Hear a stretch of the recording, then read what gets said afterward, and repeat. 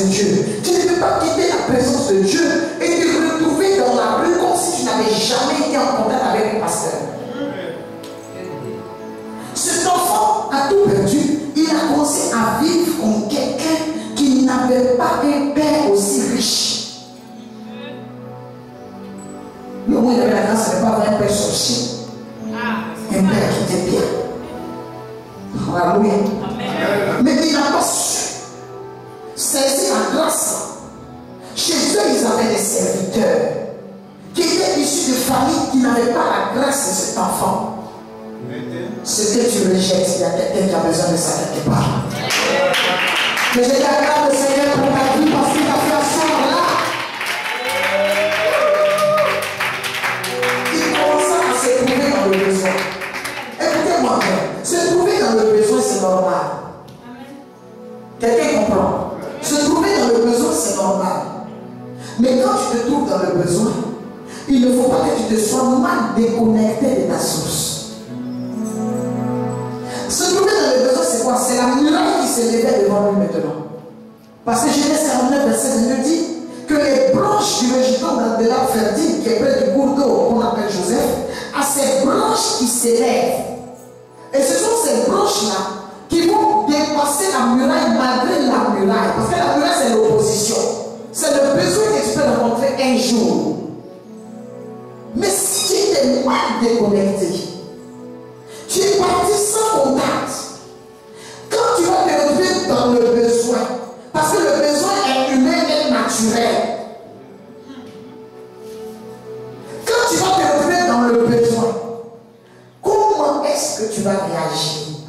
L'enfant prodigue s'est retrouvé en train d'être bon quelque part.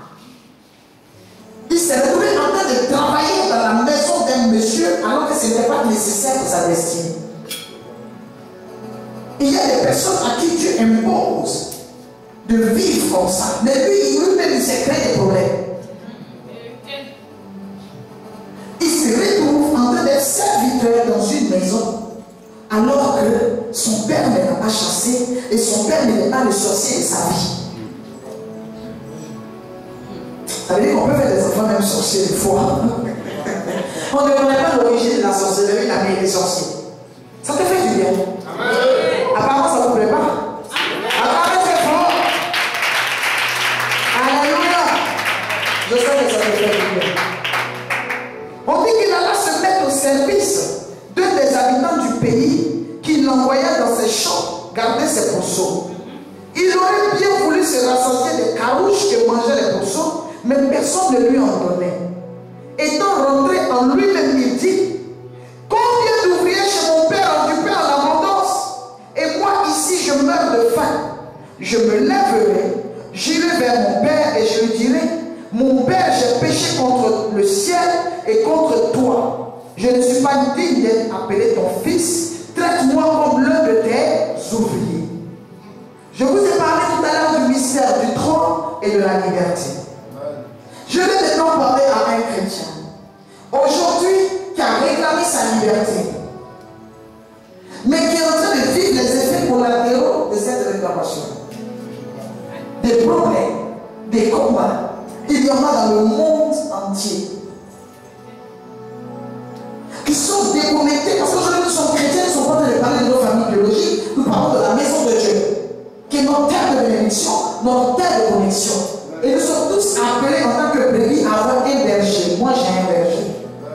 Moi j'ai mon père spirituel qui continue de me nourrir quand j'en ai besoin. Parce que même quand tu es milliardaire, des fois tu vas chez ton père, tu manges le plat de ton père, ta mère, que tu n'as pas forcément acheté. Et quand mon père te dit, mais toi tu es devenu vieux maintenant, tu dis, est-ce que l'enfant peut vieillir? Je vais manger jusqu'à mon dernier jour. Je continue de m'abreuver près de la source qu'est mon père, le bishop Jean-Paul Calimé. Je continue de manger au pied de mon père la parole, les conseils, l'onction. Je continue. Pour que mes enfants ne soient pas déconnectés. Pour que mes enfants spirituels aient une lignée.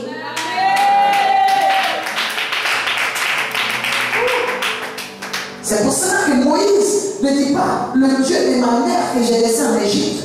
Il dit c'est lui qui m'a visité dans le buisson ardent. Que celui-là étende grâce sur la tête de Joseph. Deutéronome 33, verset 13. Alléluia. Amen. Cet enfant maintenant se retrouve en train de servir quelque part. Je veux dire à une personne, tu as encore le temps de te reconnecter à ta source d'eau. Nous sommes des rejetons d'un avertis. Chaque leader, quel que soit son caractère, quel que soit ce qu'il est, a quelque chose qui peut t'élever, même si tu le trouves mauvais. Un exemple, c'est nos parents biologiques.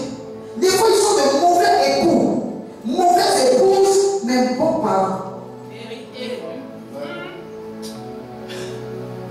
Il y a des fois des parents, des mères qui expliquent ce que les pères leur ont fait. Tu as l'impression qu'elle ment sur ton papa. Parce que en tant que père, il a rempli ta vie de bénédiction. Il t'a bien éduqué. Il a pris soin de toi. Mais peut-être que tu es un mauvais père, un mauvais mari, mais un bon père. Alléluia. Alors je veux dire que même derrière le caractère de ton papa, ton père spirituel, ton mentor, il y a une sémence qui te fera grandir. Il y a quelque chose à l'intérieur de lui qui va affecter positivement ta vie. Les choses de l'esprit sont les choses de l'esprit.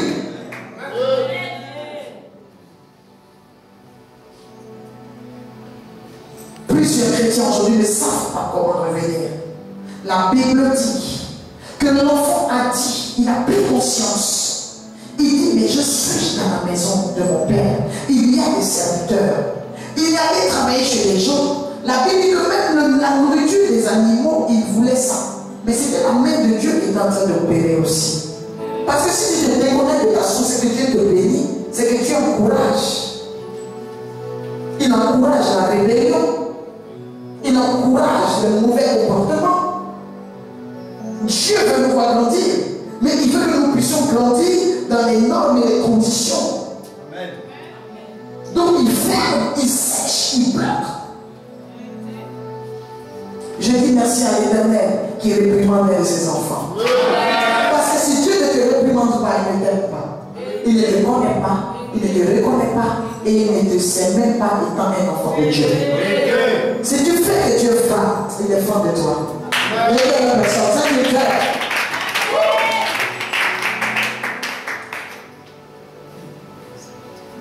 On dit personne ne lui a donné. En étant rentré en lui-même, il a pris conscience. Lorsque tu veux t'asseoir sur le trône, je parle pour les personnes qui n'ont pas encore péché, mais que l'ennemi va vouloir amener à pécher. Et je suis en train de parler, c'est les personnes qui veulent s'asseoir sur le trône, mais qui ont déjà péché, qui avaient des grandes prophéties, mais aujourd'hui qui sont déconnectés.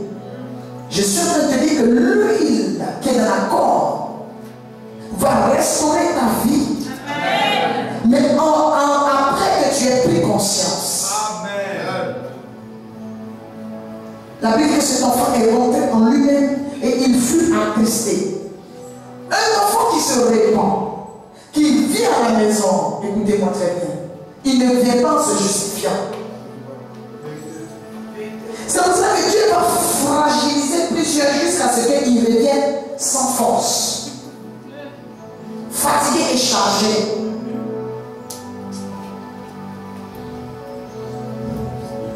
J'aime Dieu. Amen. J'aime l'Esprit de Dieu. Amen. Que sa main nous soutienne. Amen.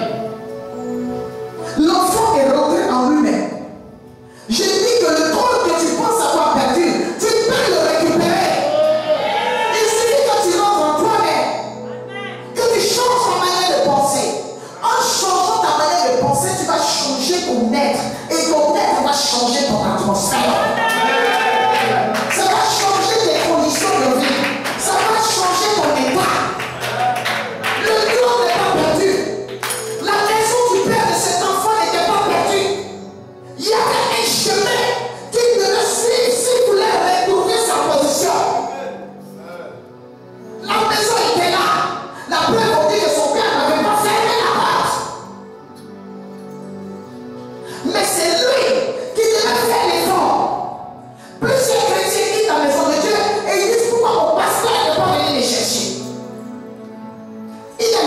avait les 100 brebis. Une est perdue 99. Dieu en a parlé dans la Bible, mais il y a aussi le mystère de l'enfant prodigue où lui-même aussi m'a chopé. Moi, je suis le style de père de l'enfant prodigue. C'est mon style. Alléluia. C'est mon style. L'enfant prodigue doit comprendre. Parce que la 100e brebis n'a pas demandé son héritage au berger avant de partir. C'est pour cela que le berger allait le chercher.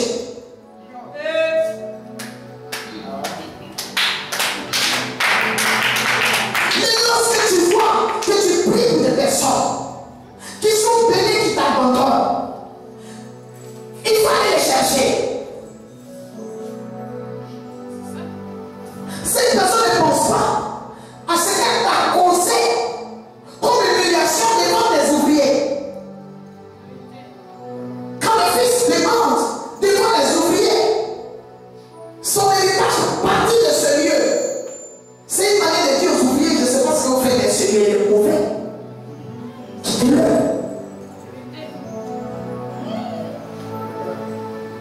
Et si le temps où le père va le chercher, les ouvriers sont partis, alors le père a préféré rester avec le verre plein.